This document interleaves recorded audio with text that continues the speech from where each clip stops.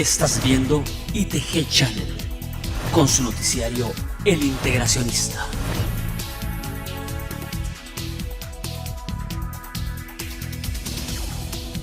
Sean bienvenidos al Noticiero El Integracionista, un noticiero que hemos creado para hablar de toda la integración que hay en América. Es para mí un gusto estar junto a ti, Amalia, este día tan bello. Hola, Carlos. Para mí es un placer también estar acá nuevamente, otro día más con ustedes.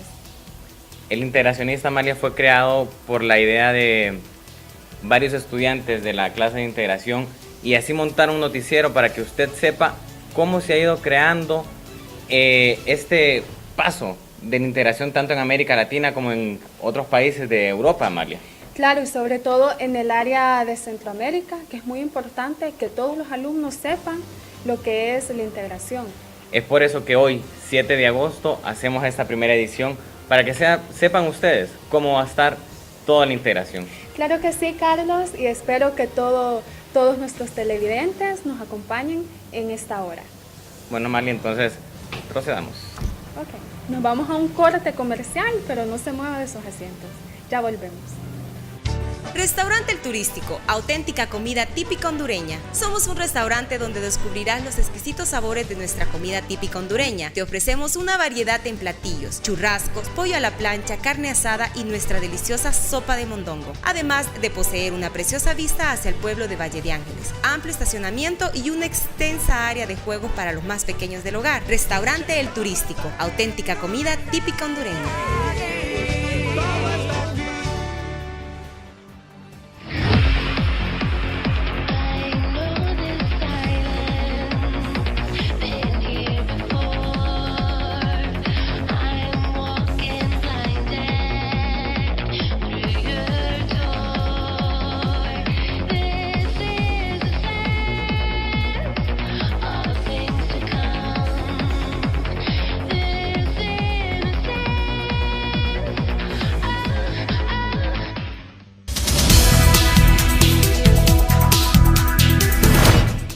Ahora nos vamos con nuestra sección de protocolo y tratados con nuestro compañero Tony Zavala.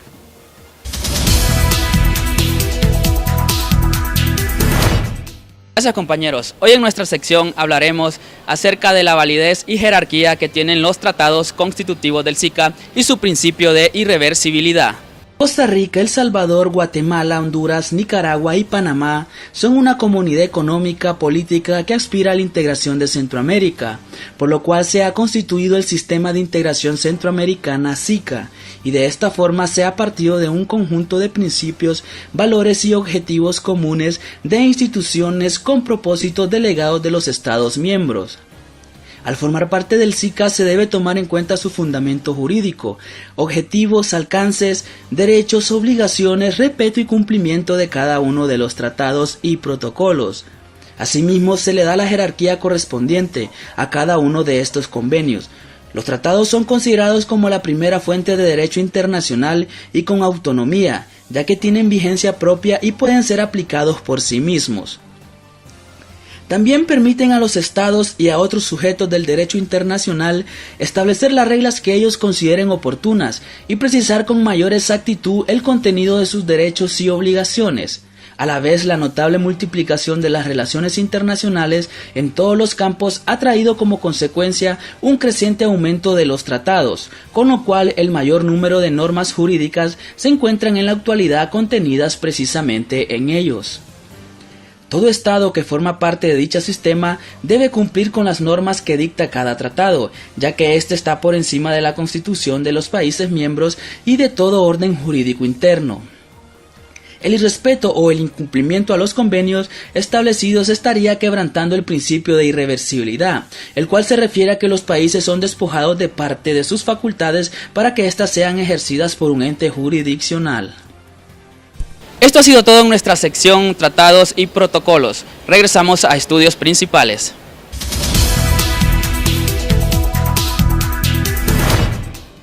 Vamos ahora a otra parte del estudio donde se encuentra mi compañero Cesario Padilla en un foro, lo que es el tema del ALCA y el TLC y los movimientos sociales en Honduras y el efecto después del golpe de Estado.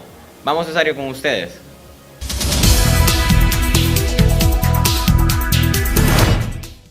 Saludos televidentes, en esta mañana nos encontramos para realizar este foro universitario a través de su noticiero El Integracionista. Cesario Padilla les saluda y tenemos como invitado esta mañana al economista Wilfredo Girón.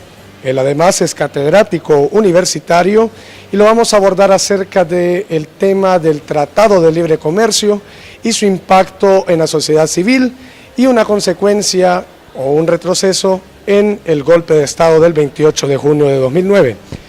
Licenciado Wilfredo, bienvenido, y le comenzamos a preguntar para que la ciudadanía tenga un concepto claro qué es el Tratado de Libre Comercio. Buenos días. Bueno, el Tratado de Libre Comercio ya, pues, la palabra lo indica, nosotros firmamos con los países grandes tratados de libre comercio. Eso significa firmar un tratado con países que tienen un alto desarrollo tecnológico, mientras que nosotros tenemos toda una tecnología tradicional atrasada, ¿va? Entonces estamos definitivamente en desventaja en eso, ¿va? Yo quisiera agregar algo más en este tema. Mire, el tema de libre comercio es un tema muy viejo en economía política. El principal teórico de este modelo se llama Adam Smith, que es el clásico de la economía política, el principal clásico de la economía política.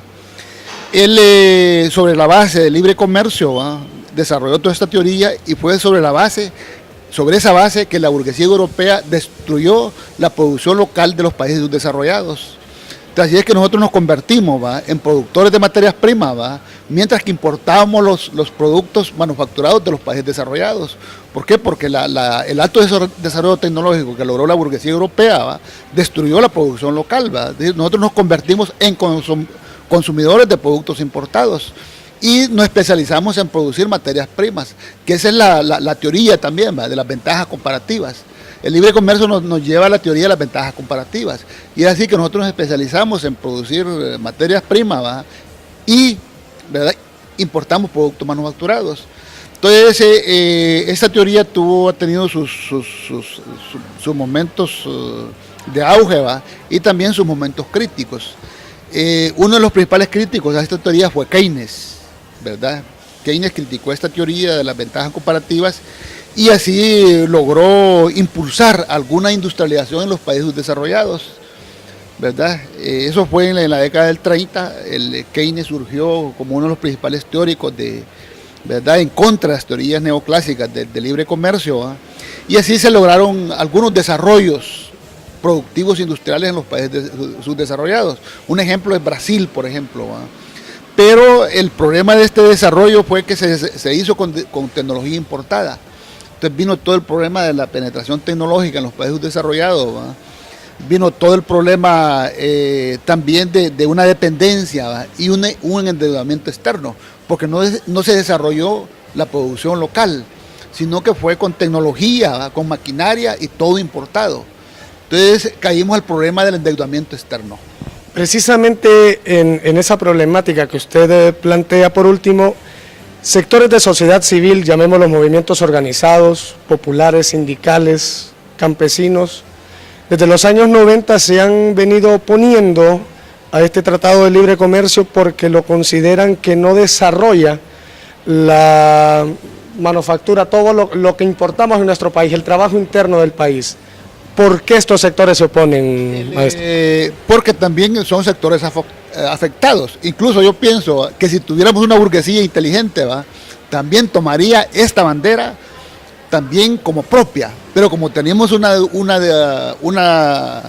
burguesía débil, que más es asaltante del Estado, ¿verdad? Más también ha vivido pues de este tipo de exportaciones de materias primas hacia el exterior, ¿verdad? No ha podido desarrollar un mercado interno. Entonces el hecho de tener también una burguesía débil también significa que nosotros firmamos un tratado de libre comercio sin condiciones, donde acaba podemos decir, a destruir nuestra producción, incluyendo la producción agrícola, pues que ahorita estamos, ¿verdad?, en el suelo con la producción agrícola. Perfecto. Una pregunta final, maestro. ¿Usted cree que el afianzamiento de este tratado de libre comercio fue una consecuencia para que se desarrollara el golpe de Estado del 28 de julio? Es parte, es decir, el problema es que el proyecto nuevo implica oponerse al Tratado de Libre Comercio y oponerse a todas las medidas neoliberales, ¿verdad? Que significa la privatización de empresas públicas, ¿verdad? Entonces es todo un modelo diferente el que venía, pues, y también el que está empujando la oposición al Estado en este momento, pues, ¿verdad? Porque no es solamente este gobierno, sino que las políticas neoliberales son políticas de Estado, pues, ¿verdad? Que vienen desde ya tiempos. Más bien Mel trató de cambiar un poco estas políticas, pues, y eso pues produjo el golpe de Estado. Perfecto. Wilfredo Girón nos ha acompañado en la entrevista de esta mañana para Noticiero El Integracionista. De mi parte es todo y podemos continuar con nuestros compañeros en estudio. Buenos días.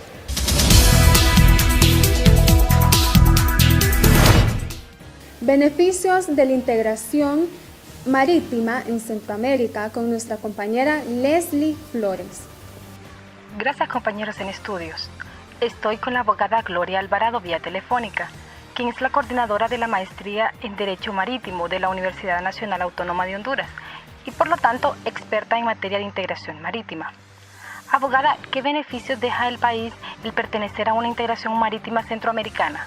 Honduras muestra, primero por una de las ventajas que es bioceánica, tiene facultades para ambos océanos, está en el corazón de Centroamérica, tenemos la ventaja de la aplicación del transporte marítimo, uno de los puertos que en su caso fue uno de los mejores y mayor calificado y certificado, si ahora pues el manejo, el procedimiento administrativo, el procedimiento de política lo ha llevado a que ese puerto ha sido descontinuado en cuanto a la seguridad, lo cual muestra que parte de las navieras no quieran de alguna forma pues pasar por los puertos hondureños.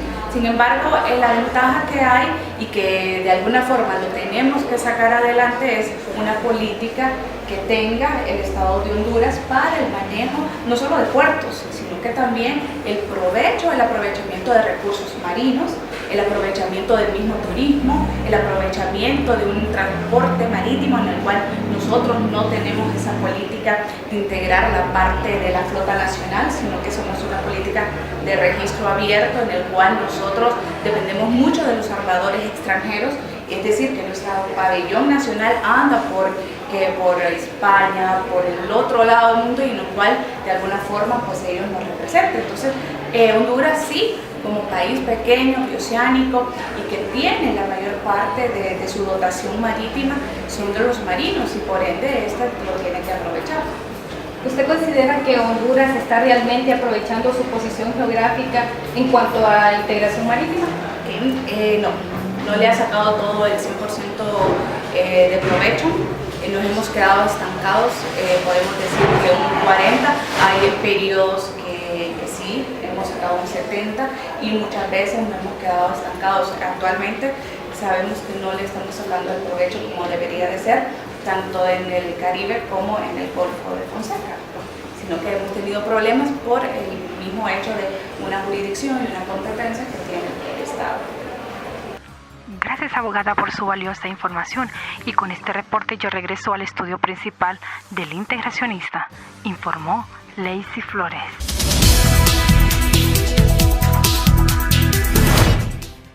La temporada escolar está por comenzar y nosotros le presentamos la mejor calidad en zapatos para sus hijos. Free Shoes, comodidad y estilo a tu alcance es la más nueva innovación en zapatos escolares. Cuentan con una plantilla de goma que les permite una mayor seguridad en cada uno de sus pasos. Tenemos lindos diseños para las niñas a tan solo 350 lempiras y para los niños a 400 lempiras. Encuéntrelos ya en las tiendas Carrión, Mendels, Payless y Palacio de los Niños en Tegucigalpa y San Pedro Sula. También puedes seguirnos a través de nuestra página de Facebook como Free Shoes, comodidad y estilo a tu alcance.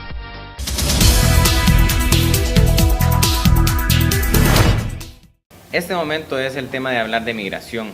Desde el 2011 al 2014, el encargado de esto es Josué Salgado, hablando de las causas, consecuencias, beneficios y soluciones que enfrenta el gobierno de la República de Honduras. Vamos contigo, Josué. Gracias, compañeros. Es que la migración no ha sido ni debe ser considerada como un delito o una amenaza, sino como un derecho humano. Me encuentro con el joven José Ricardo Elvir, quien días atrás decidió emprender la ruta migratoria en busca del sueño americano y días recientes fue deportado del territorio mexicano. José Ricardo, ¿cuál fue la causa por la que usted decide emigrar? Yo fui por la causa sacar a mis padres de la pobreza, así como está la situación en este país, también por la delincuencia. Siendo usted un menor de edad, ¿cómo logra salir de las fronteras hondureñas? Gracias a ellos puede llegar hasta el territorio de ellos. Durante el trayecto, ¿se le presentaron algunas situaciones? ¿Recibió la ayuda de algunas personas? Sí, recibí ayuda de algunas personas, me regalaban agua, comida, ropa, zapatos. De todo no me puedo quejar porque ellos me ayudaron. Ante esta decisión que usted tomó de emprender la ruta migratoria en busca de ese sueño, ¿cuál fue la consecuencia? Pues, la consecuencia no fue perder mi pie, pero ya tengo que seguir adelante. Durante su recuperación en el territorio mexicano, así es, en el territorio mexicano, ¿cuál fue la ayuda que recibió de parte de este gobierno? Pues que me dieran el vuelo para regresarme a mi país y sano y salvo. Durante llegó al aeropuerto a San Pedro Sula, ¿fue recibido por algún representante del gobierno de la República? No, solo fui recibido por una persona que trabajaba en el INFA y ahí nadie más me fue a recoger, solo cuando me fueron a recoger mis papás. ¿El gobierno le ha presentado, le ha plantado una situación ante este problema que usted está enfrentando actualmente? Pues habían dicho que sí me iban a ayudar, pero hasta este momento nadie ha ido a mi casa a decirme que me van a ayudar. En este momento nada todavía. ¿Un mensaje que usted quiere enviar al gobierno de la República? Pues que me ayuden tan siquiera que sea con la prótesis, porque yo quiero volver a caminar. Porque si tuviera me prefieren. Es que casos como el de José Ricardo se vive a diario, hondureños que deciden emprender la ruta migratoria en busca de una vida más digna, que deciden emigrar con tan solo 35 lempiras, y es aquí donde el gobierno debe exigir una política migratoria más fuerte, que sea capaz de reducir la migración de personas pobres y la reducción de capital. Para el integrario, José Varela.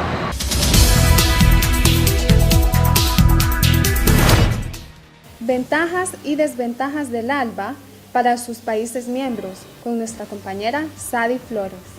Buenos días, compañeros en estudio y a todo el pueblo hondureño. Efectivamente me encuentro aquí con el abogado Anduray, quien nos hablará un poco sobre el tema del ALBA. Muy buenos días, abogado. Cuéntenos, ¿cuál es la idea principal que el ALBA defiende y por quién fue representada?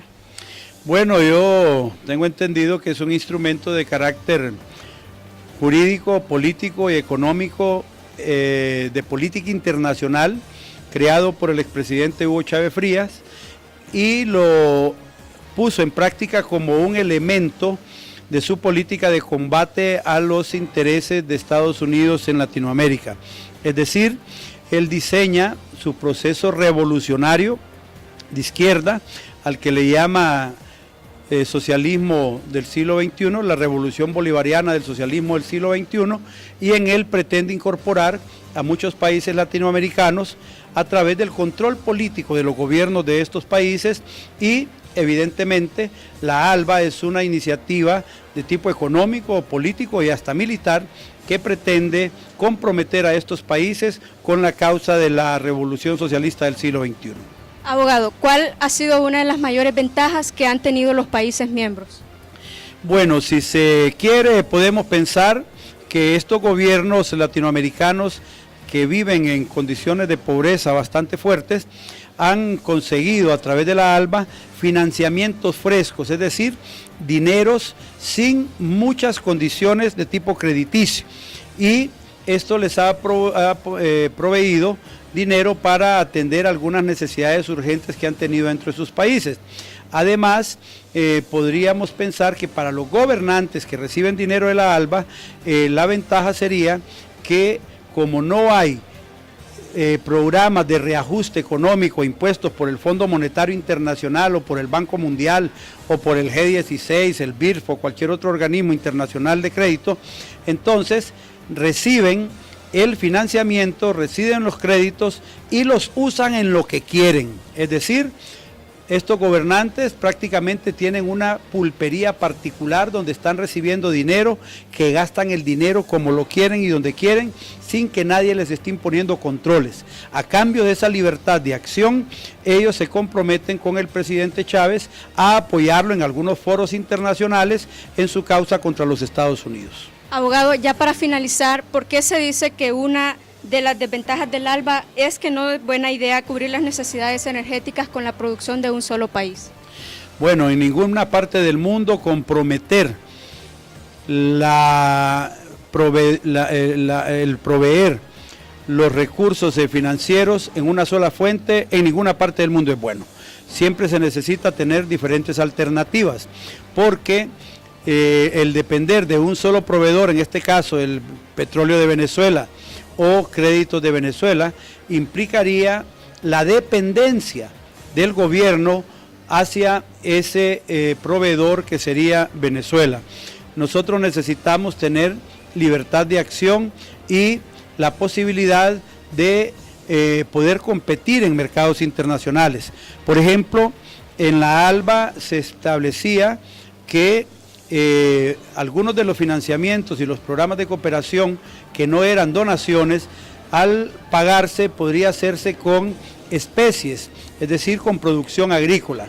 En ese sentido, si Honduras está comprometido a entregar su producción agrícola a Venezuela a cambio del pago de la factura petrolera o de cualquier otro empréstito a través de la ALBA, significa que Honduras, aunque en Estados Unidos le puedan pagar mejores precios por sus productos agrícolas, no va a poder vendérselos porque estaría comprometido a entregárselos a Venezuela para honrar el compromiso económico. Esa es una desventaja. En ninguna parte del mundo los estados pueden estar comprometidos con un solo proveedor. De hecho, en este momento el gobierno de Honduras busca establecer relaciones económicas y políticas con países que tradicionalmente no habían sido amigos de Honduras, como China continental y otros países del este europeo, y eso ha provocado cierto escozor en los Estados Unidos, porque el café de Honduras ya no solo se está exportando a los Estados Unidos, ni los bananos de Honduras. Ahora estamos exportando hacia esos países algún tipo de productos y los precios son esencialmente mejores para el productor hondureño que lo que los Estados Unidos ofrecían. Pero pues todas estas actividades de tipo económico generan compromisos de tipo político. Honduras no es un país que con su economía pueda establecer lineamientos de conducta en el mundo. Por el contrario, somos muy dependientes y más bien vamos a depender de lo que quieran las economías tradicionales que han controlado nuestros mercados. Muchas gracias, abogado. Compañeros, con esta información yo retorno con ustedes a Estudios Principales. Para Noticiero El Integracionista, Sabdi Flores.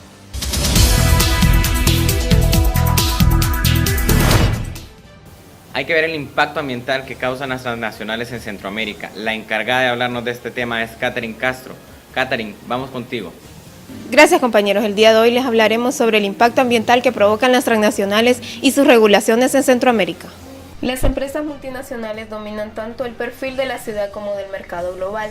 En una era de globalización, las empresas multinacionales están aumentando en número y no hay escasez de opiniones sobre su presencia. Algunas personas le dan la bienvenida ya que pueden ser buenas para la economía, los consumidores y el capitalismo. Sin embargo, tienen un lado negativo ya que no siempre son tan buenas para la economía a medida que aparecen. Las empresas multinacionales tienen la reputación de provocar un gran impacto ecológico al instalarse en otros países con regulaciones ambientales más flexibles. Este desprecio por el medio ambiente, ya sea por medio de emisiones de gases de efecto invernadero o contaminar ecosistemas nativos, plantea un impacto negativo significativo en el costo de hacer negocios. Por otra parte, la realización de las operaciones a escala mundial consume recursos como los combustibles fósiles y la energía. Las pequeñas empresas a menudo tienen las dificultades al quedar a la sombra de las corporaciones multinacionales. En el mejor de los casos son capaces de sobrevivir a la competencia o pueden ser compradas si se niegan a correr el riesgo de llegar a salir del negocio, lo que puede ocurrir con demasiada frecuencia, ya que las multinacionales son capaces de ofrecer acuerdos de alto volumen y descuentos que las pequeñas empresas no pueden igualar. Los clientes pueden desear ayudar a las empresas locales, pero el precio a menudo triunfa sobre los sentimientos. Lo cierto es que la brecha del desarrollo entre los extremadamente ricos y los extremadamente pobres sigue aumentando en los países donde las multinacionales realizan negocios. Gran parte de esto se debe a que el capitalismo a través del comercio exterior tiende a explotar a los países menos desarrollados. Las multinacionales a menudo pregonan las ventajas de la globalización de su presencia, pero el hecho es que la brecha entre ricos y pobres no se ha cerrado. Para el integracionista presentó Catherine Castro.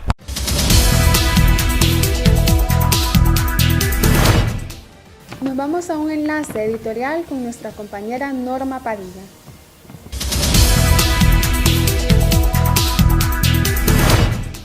La OEA, Organización de Estados Americanos, nace como una sucesora de anteriores iniciativas con el único objetivo de unir nuestro continente americano dentro de la etapa de una nueva integración. Nace, por ejemplo, con la nueva Conferencia Internacional Americana, en la que se aprobaron la Corte de la Organización de los Estados Americanos de Soluciones Pacíficas y lo más importante de todas las declaraciones americanas de los derechos y deberes del hombre.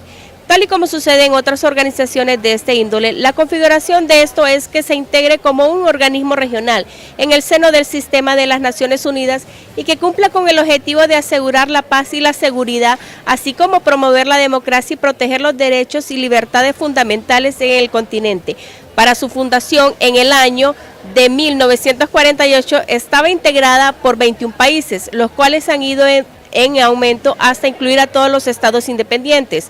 Pese a tener un éxito en sus funciones como organización, se dieron 2 episodios relevantes en cuanto al ámbito jurisdiccional de la OEA, en los cuales se vio la manera de llegar a los asuntos de índole político. Uno de ellos fue la expulsión de Cuba y la suspensión de nuestro país como miembro del pleno derecho de la OEA. El desarrollo sostenible solo podría lograrse con la conformación de una comunidad jurídica regional que proteja, titule, promueve los derechos humanos y garantice la seguridad jurídica y que asegure la relación pacífica e integracionista entre los estados de la región.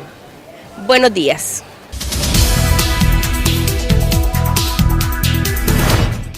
Donaldo Manuel Cruz nos hablará sobre las fases o etapas del proceso de integración europeo y la analogía con Centroamérica. Vamos contigo. Muchas gracias, compañeros. Efectivamente me encuentro con el abogado Hermes Rosa Bautista, quien es catedrático de la Universidad Nacional Autónoma de Honduras. Buen día, abogado. ¿Qué nos puede decir acerca de las fases o etapas del proceso de integración europea? Muy bien, así en síntesis, puedo decir que el proceso de integración europea se inicia en los años 50 del siglo anterior, ¿verdad? Con la creación de la Comunidad Europea del Carbón y del Acero, y luego que daría pie a la creación de la Comunidad Económica Europea en 1957, con base en el Tratado de Roma. A partir de ahí, pues se puede decir que es la génesis de lo que hoy conocemos como Unión Europea, es decir, que lleva más de 50 años, el proceso prácticamente 60 años, y en la fase que está se puede decir que es la que se generó con el Tratado de Maastricht en el año 93, que generó la Unión Europea y también la moneda única. Así es. Ok, abogado. A su juicio, ¿en qué fase o etapa de la integración europea nos encontramos actualmente? Bueno, en este momento se puede decir que se ha desarrollado todo lo previsto en el Tratado de Maastricht del 93. Es decir, se ha repotenciado o fortalecido el Parlamento Europeo, ¿verdad? Ahora son 27 miembros de la Unión Europea, eran 15 hace 12 años. Se puede decir que todos los procesos previstos, naturalmente que los procesos comunitarios o de integración, procesos que están dándose siempre, es decir, es un proceso inacabado. Se puede decir que hoy día se ha alcanzado, por ejemplo, con la creación del Banco Central Europeo, el fortalecimiento del Parlamento, el Tribunal de Justicia, el Tribunal de Derechos Humanos, todas aquellas esperanzas e ilusiones que se tenían hace 30 años, se puede decir, o 40 años, ¿no? Entonces, hoy día se puede decir que estamos en la fase que sería previa a una unión política para generar los Estados Unidos de Europa. Bien, abogado, y ya para finalizar, ¿nos puede hacer una analogía de estas etapas con las de Centroamérica? Sí, bueno, en realidad inclusive el proceso de integración centroamericana es casi, se puede decir, simultáneo al que se dio en Europa. Infortunadamente, en Centroamérica no hemos podido desarrollar, no ha habido voluntad política, que sí la ha habido en Europa, ¿no?, para alcanzar ese proceso, ¿no? Si bien es cierto, el sistema de integración centroamericana, el SICA, que nace a partir de los 90, es bastante similar a lo europeo porque crea el Parlamento, crea la Corte de Justicia y otras instituciones, nos falta todavía mucho para alcanzar en realidad el ideal comunitario que es la moneda única, por ejemplo, un banco central común, etcétera, y muchas instituciones que en realidad representen los intereses de conjunto de los países, ¿no?, centroamericanos en este caso. Ok, muchas gracias, abogado, ¿verdad? Con esto finalizo mi reporte. Para ustedes, Donaldo Cruz, para el noticiero El Integracionista.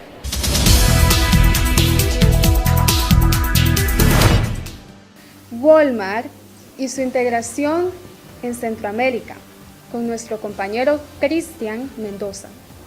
Las empresas multinacionales son aquellas que se desarrollan en 2 o más países, desarrollando no necesariamente la misma actividad, aunque probablemente sí.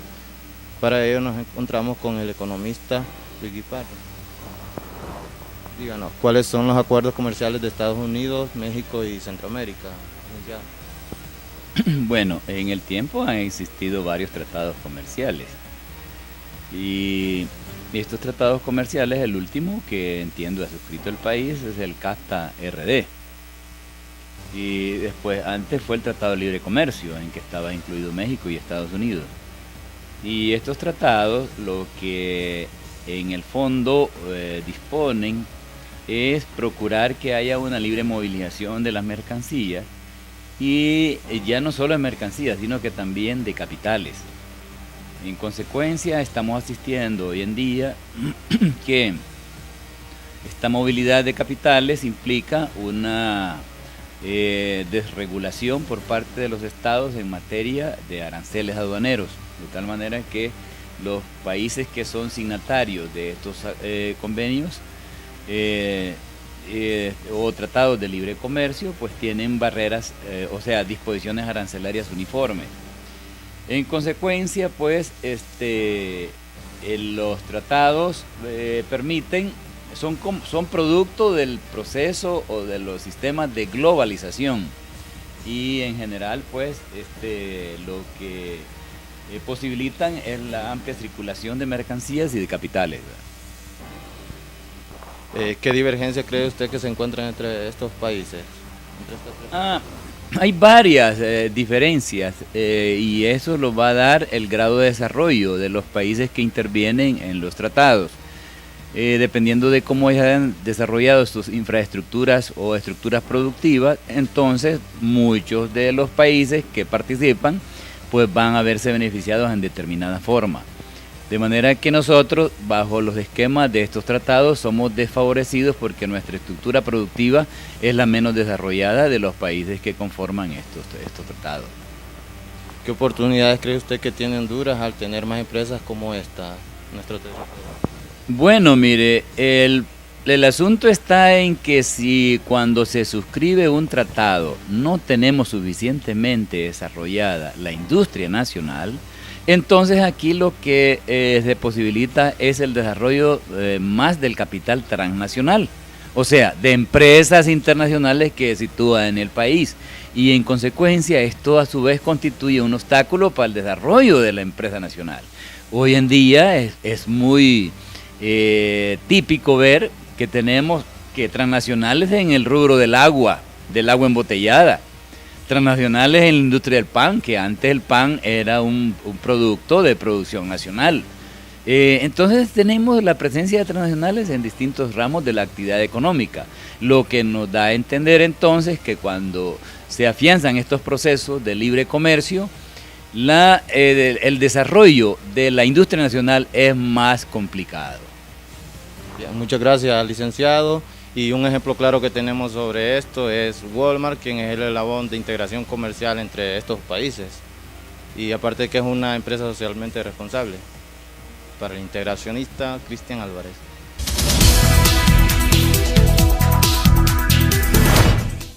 Ventajas que obtuvo Honduras durante fue miembro del ALBA, con nuestra compañera Nadia Silva. Gracias, compañeros, tal como lo manifiestan, me encuentro con el diputado Harry Dixon, que nos va a hablar un poco acerca de los beneficios que obtuvo Honduras durante fue miembro del ALBA. Bueno, el ALBA es, por sus siglas, Alternativa para las Américas, y cuando se habla de Alternativa para las Américas es porque es un proceso alterno a lo que han sido los organismos de crédito internacional, tanto el Fondo Monetario Internacional como el Banco Mundial, que ha dado préstamos por muchos años a países como Honduras, y que lo que ha producido es más endeudamiento, y lo que ha producido más pobreza, más corrupción y el estancamiento de la población. Entonces esta iniciativa nace en Venezuela con el presidente Hugo Chávez Frías, que logra que se vayan uniendo varios países, entre ellos Honduras en el gobierno de don Manuel Zelaya Rosales, y el ALBA es un intercambio, es una ayuda mutua entre los países, no son préstamos para beneficiarse o para sustraer las riquezas de otro país, sino ayudarse mutuamente. Podemos decir son el trueque del siglo XXI, ¿verdad? Por ejemplo, para Honduras con la firma del ALBA y con la firma de Petrocaribe, a Honduras venía dinero y petróleo o combustible venezolano a precios muy cómodos, a largo plazo, y con la opción que Honduras pudiera pagar con productos producidos aquí en el país para ser enviados a Venezuela o a otros países suscriptores del ALBA para que pagar dichos préstamos de combustible.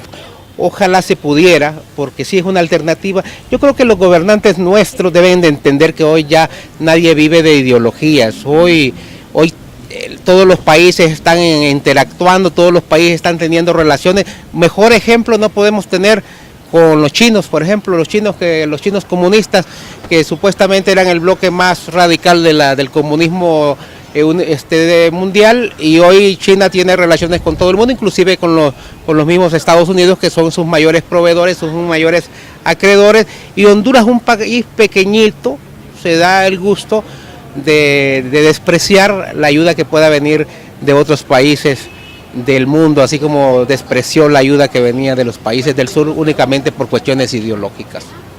Así es, muchas gracias, diputada.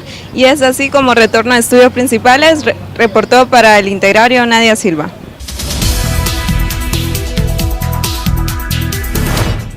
Amalia ha preparado un reportaje sobre la relación del CIECA con la Unión Europea. Miremos este pequeño reportaje que nos tiene preparado Amalia. Buenos días, compañeros en estudio. Nos encontramos en la Universidad Nacional Autónoma de Honduras con el abogado Ludovico Hernández, quien nos hablará un poco sobre la relación del CIECA y la Unión Europea. Abogado, ¿de qué forma beneficia al país esta alianza? Bien, en primer lugar vamos a decir que el CIECA es un pequeño componente de lo que es el SICA, que es el Sistema de Integración Centroamericana. El CIECA es el componente económico de esta integración centroamericana. En ese sentido, ese convenio y esa relación que existe ahorita con la Comunidad Económica Europea representa un nuevo mercado para Centroamérica. Ese mercado consiste en aproximadamente 500 millones de personas en la Unión Europea. Eso significa una apertura y un gran mercado para nuestros productores regionales. Por lo tanto, consideramos de suma importancia esa unión y ese convenio, ya que anteriormente hemos tenido otro de los grandes mercados que tenemos los centroamericanos, es ese gran país del norte, que existe una población aproximada de 150 millones de habitantes. Pero ya con esta apertura de 150 millones en ese país del norte, más los 500 millones de la Unión Europea, estamos hablando de que tenemos un potencial para comercializar nuestros productos de una manera más amplia. Y en relación a la economía del país en toda la región de Centroamérica. Existe actualmente en Honduras y en todo Centroamérica un problema con el déficit de balanza comercial que se denomina. Esto significa que la balanza comercial es que nosotros compramos más de lo que vendemos. Es decir, en números concretos, nosotros vendemos alrededor de 3.500 millones de dólares al año, pero compramos alrededor de 8.000 millones de dólares al año. Entonces quiere decir que nosotros estamos comprando más de lo que nosotros podamos vender, y ahí causa un déficit en la balanza comercial. La intención es que nosotros podamos vender más de lo que nosotros podamos importar más. Entonces, con esta apertura al mercado de la Unión Europea, Honduras y los países centroamericanos podrían reducir esa balanza comercial a niveles más o menos aceptables. Entonces, en ese sentido, beneficioso para el país o para la región centroamericana, impulsar la economía y poder tener mayores ingresos, mayores divisas, para poder reducir ese déficit en la balanza comercial. Básicamente eso es uno de los principales logros y una de las principales acciones lo cual Honduras sería beneficiado tanto a corto plazo, a mediano y a largo plazo. Gracias, abogado. Y con esto volvemos al estudio, les informó Amalia Cárdenas.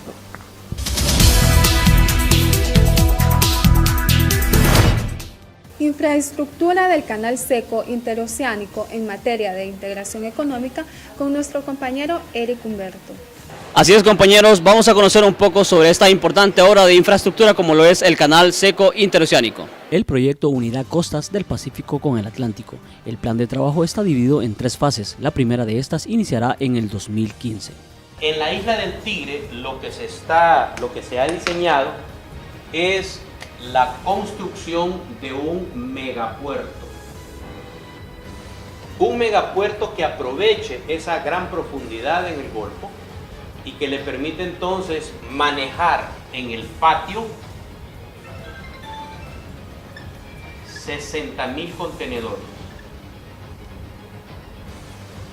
que puedan ser transportados a través de megabarcos. Un megabarco más o menos maneja entre 10 y 15.000 contenedores. Aquí estaríamos hablando de poder atender entonces de 4 a 5 megabarcos al mismo tiempo. Según Ávila, el tramo ferroviario tendrá una extensión de 600 kilómetros, 2 megapuertos, uno ubicado en la zona sur de Amapala y el segundo en el puerto de Castilla al norte del país. Nosotros visionamos que dentro de 15 años Honduras será un país desarrollado, prestador de servicios logísticos para movimiento de mercaderías, pero además para desarrollo científico y preparación de recursos humanos, porque hay más elementos aquí. El proyecto está visualizado a ser superior al planificado en Nicaragua y podrá absorber las embarcaciones de alto calado que no pueden ser administradas en el Canal de Panamá. Esperemos de que esta empresa también pague todos los impuestos, que lo pague todos los impuestos al gobierno. Eso mejoraría mucho. Ojalá que tenemos que tener bien claro que tiene impactos ambientales, porque 600 kilómetros de atravesar el país sí tiene un fuerte impacto. Tenemos que también minimizar eso y ojalá, lo más importante es generar la mano de obra, especializarla, educarla, específicamente para este proyecto, porque sí es de bastante tiempo de ejecución. La inversión del proyecto se estima en unos 20.000 millones de dólares, recursos que serán aportados por el Banco Centroamericano de Integración Económica y el Gobierno de la República de China. Dentro del proyecto se estima la construcción de 2 megaciudades que albergarán todos los distritos económicos que surjan en la zona. Sin lugar a duda, este megaproyecto beneficiará de forma directa e indirecta, siendo de impacto social a la integración económica de infraestructura en el área centroamericana. En Tegucigalpa informó para el noticiario El Integracionista, Eric Ordóñez.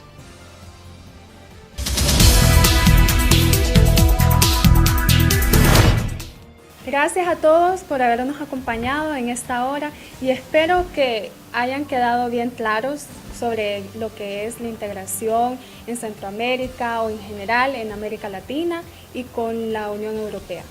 Carlos.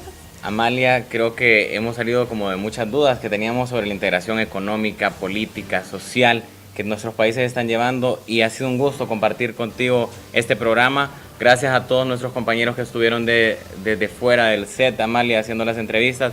A todos los entrevistados, mil gracias y esperamos estar con ustedes en la siguiente edición. La producción, Amalia, que ha sido espectacular. Agradecemos a todos. Sí, este es un esfuerzo de todos nosotros. Para ustedes, para llevarles lo mejor a ustedes, que son nuestros televidentes. Y adelante con la integración. Feliz día. Que sí. Feliz día.